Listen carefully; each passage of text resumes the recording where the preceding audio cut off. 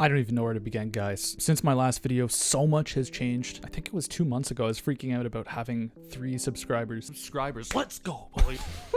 In today's video, I'm going to bring you an update on how YouTube has completely changed my regular net worth updates. I'm going to break down all of my regular income from YouTube, including all sources from YouTube ads, GitHub sponsors, and Patreon, also including my regular day job. I'll also estimate how much YouTube has paid me in dollars per hour. It is actually a very surprising number. For those that are new to the channel, I'm a PhD physics graduate, and I just started my first real job about 11 months ago as a nuclear physicist, or generally as a scientist/engineer, and have originally built this channel to help me stay focused on increasing my net worth and ultimately paying off my student loans, giving me a little bit more freedom in life to do the things that I want, removing barriers that this debt creates. So where are we right now with respect to cash, investments, and debt? Or in other words, our net worth, which by the way is automatically updated with a script I wrote to pull data from my bank account and Questrade Investments live and update my channel banner every 15 minutes. So if you're ever curious what happened to my net worth, just pull up my channel banner.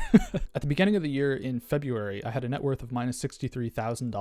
I've been slowly putting money away, and as of this week, my net worth is minus $42,000. I have $116,000 of debt for my student loan, $75,000 in my Questrade, about $2,000 in my checking, $800 in my savings, some credit card debt, and then an American Express, which is currently positive. I'm projecting that by the end of 2025, my net worth is about minus $38,000, which means that in 1 year, I would have increased my net worth by about $24,000. I would say that most of this is due to investment growth, but I also have dividends being paid and regular deposits into my investment accounts, and it's all automatic, which is really the philosophy I have. As much value out of the processes I've developed for myself with as little work as possible. Aside from tracking net worth, which is important to ensure we're on track, I also want to confirm money going in versus money going out. And I do this here with a description of my yearly income from my 9 to 5 after taxes. This is the money that's going into my net worth. Then I have an average for my expenses going out, which are all included here. Things like rent, gas, internet, student loan. I include, and then for the things that are not regularly recurring at the same price, like groceries or gas, I calculate at the end of the month the amount I spent on those categories and find the average, and that's what I claim as the amount that regularly goes out of my net worth for those categories. An important point is that for the things I share with my fiance, like rent or internet or whatever,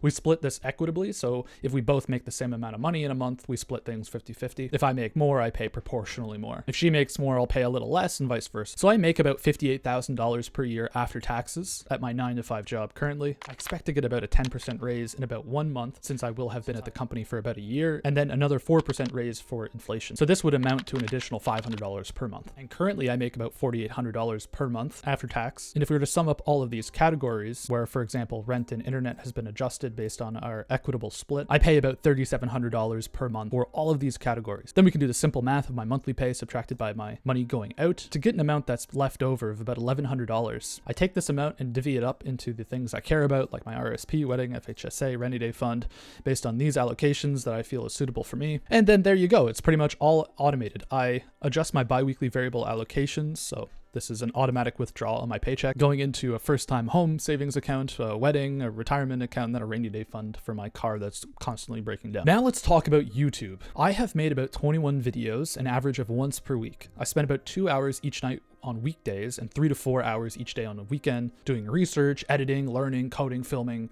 for these videos. It is a grind, but it's quite a lot of fun. This amounts to about 16 hours per week on a given video, and since I have 21 videos, that's about 336 hours in total spent on YouTube from the beginning of my channel being created. So this is the time expense, but what about the money made so far? My channel currently has about 168,000 views, 8,000 watch hours, and in the past 30 days, I've gained 9,000 subscribers. I have made in total $488, and I just became monetized on November 2nd. $488 divided by 336 hours amounts to about $1.45 per hour. As for the YouTube income specifically, you might be thinking, damn, this is quite low. You have a lot of views, but you really don't make that much money. And there's an important point to this. This video has 13,000 views, has made $28, and advertisers pay about $12 per 1,000 views. But in fact, my revenue, how much money I actually make per 1,000 views, is about $4.50. Now, something that most people don't know is that YouTube takes a 45% cut on all revenue, everything. So for example, this gentleman donated 8,900 rupees, which is $140 Canadian. This $140 donation is a lot of money and is extremely generous, but I only see 55% of it. So in reality, I only got given $77, and YouTube took the other 45%. And since I'm in the 40% tax bracket, and this counts as taxable income, I also have to pay 40%, which means that I'm left with 60% of that 70 something dollars. So I've actually been given $46. This is real money that I can spend. So $140 donation after the YouTube fees, after I pay 40% tax, is actually 46 bucks. I've made about $133 from Patreon. It's a little weird sharing this with you guys since you're the source of my income, but hey, at least we're being transparent. Now let's get to the real stuff. I've made about $3,000 on GitHub sponsors, which is absolutely incredible. And this is mostly based on the $10 tier, where people are looking to get the benefit of access to all my private repos, both past and future. I mean, this is an insane amount of money. And to everyone who has supported me through GitHub, thank you so much. This revenue goes towards improving the channel. So with YouTube, Patreon, GitHub all put together, I've made about $3,600 so far in the month of November from YouTube. But it's not really YouTube, it's mostly GitHub. Now it would be interesting to see what this total earnings is in a per dollar amount, which would be about $10.86 per hour, which is actually still below minimum wage where I am. So I guess this might seem like a crazy amount, but for the time that I've put into this and into monetizing, I could have probably just done overtime at work and actually made way more, like 4 times the amount of money. But that being said, this is still super, super fortunate, way out of the norm, and I've gotten very, very lucky here.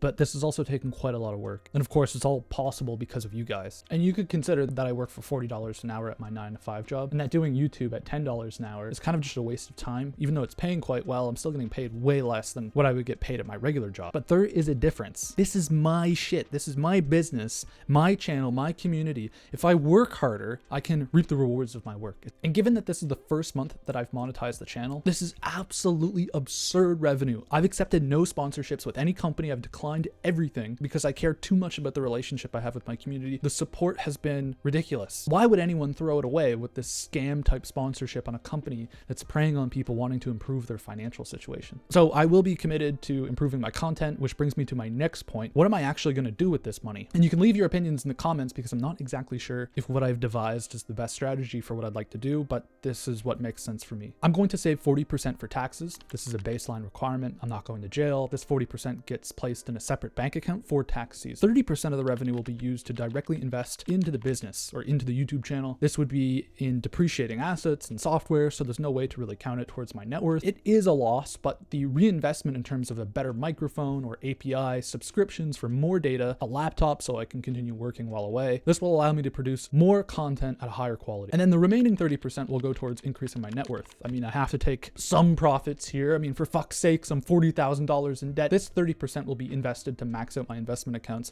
tax savings accounts, retirement accounts, my first time home buyer's account. This will directly add to my net worth since this is being tracked as part of my investment tracking process. With respect to projecting revenue growth, there is so much uncertainty, it's not even really worth doing it. I don't even have 1 month of data yet. This could completely collapse and fall off a cliff. And if it does that, that is fine. This could also grow to become a higher paying revenue source than my actual job, although I'd have to be making above $9,000 a month for that to be the case because of tax. 9K a month basically gets divided by half. If that occurs, and that's a big if, I'll reevaluate my options down the road, but I think that's super unlikely. Additionally, YouTube income is so variable that considering ever going full time is so scary and unpredictable that I doubt something like that would ever come to fruition. I'd maybe prefer to stay in a secure scientific engineering based role like I am right now. Anyways, guys, until next time, thank you so much for your support. GitHub and Patreon links in the description, which is a little bit, I couldn't help myself. It's just funny to say because of the context. If you're not subscribed, what are you doing, man? I mean, seriously, this is an early community of data-driven wealth grower enjoyers. That was a little strange. I'm going to try to bring you guys as much value as possible, and I promise to keep working hard to do that. I'll see you guys in the next video.